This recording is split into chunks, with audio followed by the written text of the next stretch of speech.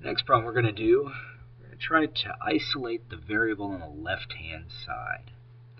And so if we do that, I get the same variable here. Let's pretend that variable is x. We're going to isolate that by subtracting 5x from both sides. And so once we've done that, we now have a negative 3x plus 6 is less than negative 3.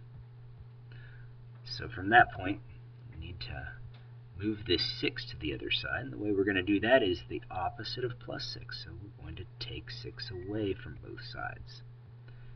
And so when we've done that, still left with a negative 3x, but now it is less than negative 9. And so from this point, we're going to get rid of that coefficient of the x term, which is negative 3, by dividing by negative 3 on both sides. And when we do that, the negative signs will cancel, and on both sides, that is, and then the 3's will cancel on the left, leaving us just with an x term on that left side. But there's an extra rule that we have to remember when dividing or multiplying by negatives. Can you guess what it is? It has something to do with this inequality. That's it. We've got to switch that inequality sign around. And we do that because whenever we multiply a bigger number by a negative, it becomes further from 0, so it becomes smaller. Smaller number we multiply by a negative, it becomes bigger because it's closer to 0.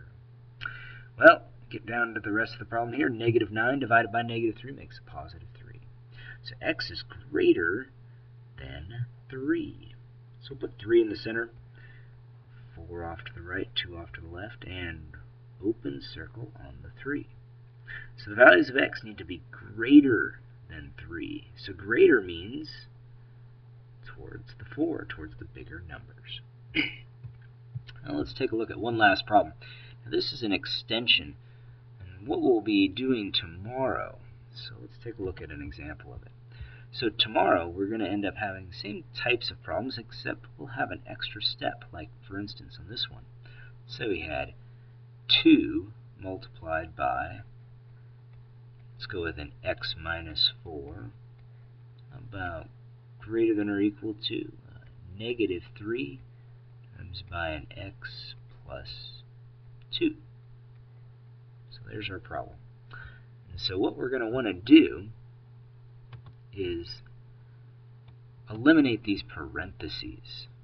So the way we're going to do that is multiply that 2 over that difference. We're going to take this negative 3, we're going to multiply it over that sum. And so once we've done that, what we've got left is a 2x, a minus 8. So remember to multiply the 2 by both numbers inside the parentheses. Bring down that inequality sign, and here's the part most people make the error on. Negative 3 times x makes a negative 3x, but negative 3 times positive 2 makes a negative 6. So watch that sign right there. That's the common error. Sometimes people just bring that down, or forget to multiply the 3 by the 2 altogether. So now we're set to solve. So now it's just like what we did yesterday, or what we're doing today. We go ahead and isolate the variable. So let's go ahead and add that 3x to both sides. So once we've done that,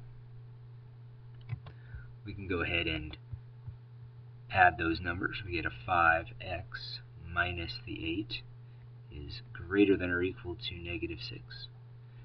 Now we have to isolate the variable further by moving that constant of negative 8 to the other side. The way we do that is the opposite of minus 8, which is plus 8. So we'll add 8 to both sides, and notice how we have opposite signs there. So remember, with opposite signs, we need to subtract those two numbers. So we still have this 5x. We have a greater than or equal to sign, and it's positive 2. Again, I said subtract, and we have more positives than negatives, so that's why it's a positive. So from this point, we've got one final step. We need to eliminate this 5. The way we do that is we divide by the coefficient. We do that on both sides because, again, whatever we do to one side, you guessed it, we do the same to the other side. And so we're left with an x is greater than or equal to 2/5. So, go ahead and graph this. The way we do that is I stick the 2/5 in the center, and 5/5 equals 1. So that would be over here. Well, 5/5 is a little bit further from 2/5 as 0 is. 0 would be like 0/5. So I'll put 0 right here. And then I'm going to put an open circle. Oops, where did I make my error? It's not an open circle, it's a closed circle because of this line. It's equal to. So 2/5 is one of the solutions, so we get to draw a closed circle this time. And the values of x need to be greater than, which means bigger. So it goes off towards the bigger numbers. Well, that's an example of what we'll be doing tomorrow, but it encompasses most of what we did today by solving equations, or inequalities in this case, with variables and constants on both sides.